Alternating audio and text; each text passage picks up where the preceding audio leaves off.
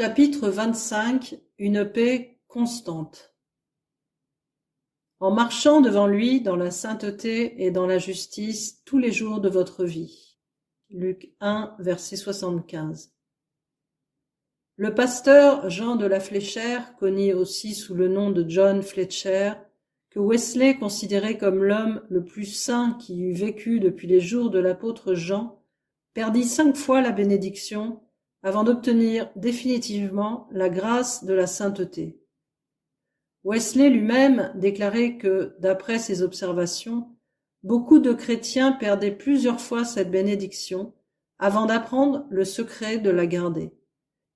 Si donc parmi les lecteurs de cet ouvrage, il en est qui font la même constatation et sont en butte aux assauts de l'ennemi des âmes, si Satan cherche à les persuader qu'ils n'arriveront jamais ni à posséder la sainteté ni à la garder, laissez-moi les supplier d'essayer encore et toujours.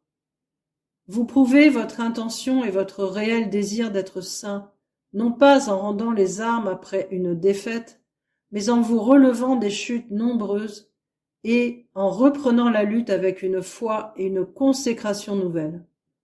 Voilà la manière de remporter le prix et de le garder jusqu'au bout. N'est-il pas écrit « Cherchez et vous trouverez » Matthieu 7, verset 7. Mais combien de temps devrais-je chercher avant de l'obtenir? Jusqu'à ce que vous ayez trouvé. Mais si c'est pour le perdre ensuite, cherchez de nouveau jusqu'à ce que vous le trouviez. Dieu vous étonnera un jour en vous donnant un si puissant baptême de son esprit que toutes vos obscurités, vos doutes et vos incertitudes s'évanouiront pour toujours. Désormais, vous ne retomberez plus. Le sourire de Dieu ne se retirera plus de vous, et votre soleil ne se couchera jamais. Ô frères découragés, sœurs abattus, laissez-moi vous presser de regarder à Jésus, de vous confier en lui, de continuer à chercher, vous souvenant que les retards du Seigneur ne sont point des refus. Jésus est le Josué qui vous introduira dans la terre promise et pourra terrasser tous vos ennemis devant vous. Ceux qui se découragent au milieu de la défaite ont encore beaucoup à apprendre, tant sur la dureté et la perfidie de leur propre cœur que sur la patience, la longanimité et la puissance de Dieu. Ce n'est pas sa volonté que quiconque l'ayant reçue en arrive à perdre la bénédiction. Il est possible de la garder à jamais. Mais comment? Un de mes anciens condisciples de la faculté de théologie se rendait un jour à son champ de travail après avoir terminé ses études. Je l'accompagnai à la gare pour lui serrer la main et lui dire peut-être un dernier adieu. Il me regarda et me dit « Sam, donne-moi un texte qui devienne la devise de ma vie. » J'ai levé aussitôt mon cœur vers Dieu pour qu'il m'éclairât. Or, si vous voulez garder la bénédiction, une des choses que vous devez faire constamment, c'est d'élever votre cœur vers Dieu et d'espérer en lui pour avoir la lumière. Non seulement dans les moments critiques et les grands événements de la vie, mais dans les détails même les plus insignifiants en apparence. Vous en acquerrez l'habitude par la pratique, et cela deviendra pour vous aussi naturel que de respirer, aussi important pour votre vie spirituelle que la respiration pour votre vie physique. Restez étroitement en contact avec Dieu si vous voulez garder sa bénédiction. Ce matin-là, mon âme était si unie à Dieu qu'à l'instant, les 11 premiers versets de la 2e épître de Pierre me vinrent à la pensée. Non seulement comme une devise à donner à mon ami, mais comme une règle tracée à tous par le Saint-Esprit. En la suivant, non seulement nous pourrons garder la bénédiction et être préservés de chute, mais aussi porter des fruits dans la connaissance de Dieu et obtenir libre accès dans le royaume de notre Seigneur et Sauveur Jésus-Christ. Prenez en note, vous tous qui désirez conserver la bénédiction de la sainteté. Remarquez le verset 4 par lequel l'apôtre déclare que pour devenir participant de la nature divine, il faut fuir la corruption qui existe dans le monde par la convoitise. Voici donc ce qu'est la sainteté. Fuir la corruption de notre propre cœur et recevoir en échange la nature divine.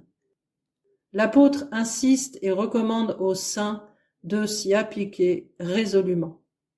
Un homme paresseux endormi ne peut conserver la bénédiction, ni même la recevoir, puisqu'il faut pour la découvrir la chercher avec zèle comme un trésor enfoui, et la retenir ensuite avec un soin jaloux. Quelques-uns objecteront. Une fois sauvé, on l'est pour toujours. Mais Dieu ne dit rien de pareil. Il nous engage à veiller, à être sobres, car nous sommes sur le terrain de l'ennemi, et ce monde n'est pas ami de la grâce. Si vous aviez pour 500 000 francs de diamants dans un pays de brigands, vous veilleriez attentivement sur votre trésor. Or, vous êtes en pays ennemi, vous possédez un cœur pur et les arts de l'esprit. 2 Corinthiens 1, verset 22, qui sont votre passeport pour le ciel, votre gage de vie éternelle. Veillez donc pour le garder en sûreté. L'apôtre dit, « Joignez à votre foi la vertu » de Pierre 1, verset 5. Vous avez dû croire aux plus grandes et aux plus précieuses promesses, verset 4, pour obtenir cette bénédiction.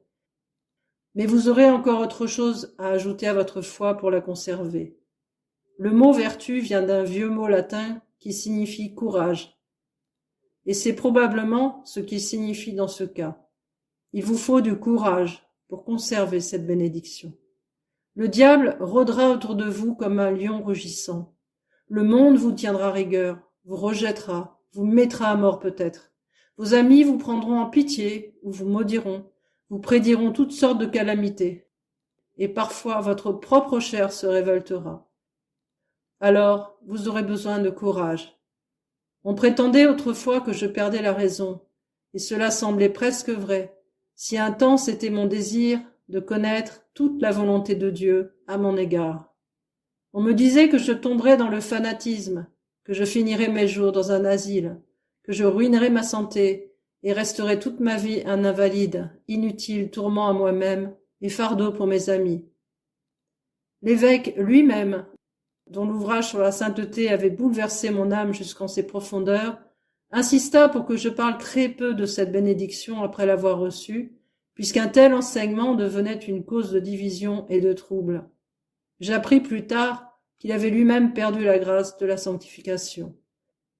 Le diable me présenta jour et nuit 1000 tentations spirituelles auxquelles je n'avais point songé. À la fin, il excita contre moi un mauvais sujet qui me fit presque sauter la cervelle, si bien que pendant des mois je demeurai dans un tel état de prostration physique que la pensée d'une simple carte postale à écrire m'épouvantait et m'enlevait le repos de la nuit. Je m'aperçus alors qu'il fallait du courage pour conserver cette perle de grand prix, Matthieu 13, verset 46. Mais, alléluia, le lion de la tribu de Juda, Apocalypse 5, verset 5, mon Seigneur et Sauveur, qui est aussi plein de hardiesse et de force que d'amour et de compassion. Dans le livre qu'il nous a laissé pour notre édification et notre instruction, il dit « Fortifie-toi et prends courage » Josué 1, verset 6. Il le déclare ailleurs d'une manière plus énergique, encore par ces mots. « Ne t'ai-je pas donné cet ordre ? Fortifie-toi et prends courage » Josué 1, verset 9. C'est donc un ordre positif auquel nous sommes tous tenus d'obéir. Souvent il le répète et dit 72 fois « Ne crains point », ajoutant pour nous montrer que nous n'avons rien à craindre, car je suis avec toi. Gloire à Dieu. S'il est avec moi, pourquoi craindrais-je? Et pourquoi craindrais-tu, toi aussi, mon camarade? Quand mon fils était enfant, il craignait les chiens. La crainte semblait innée chez lui. Mais quand il me tenait la main, il aurait passé crânement à côté du plus gros chien du pays. Dieu a dit, « Ne crains rien, car je suis avec toi. Ne promène pas des regards inquiets, car je suis ton Dieu. Je te fortifie, je viens à ton secours, je te soutiens de ma droite triomphante. Je suis l'Éternel ton Dieu, qui fortifie ta droite, qui te dit, « Ne crains rien, je viens à ton secours. » Ésaïe 41, versets 10 à 13.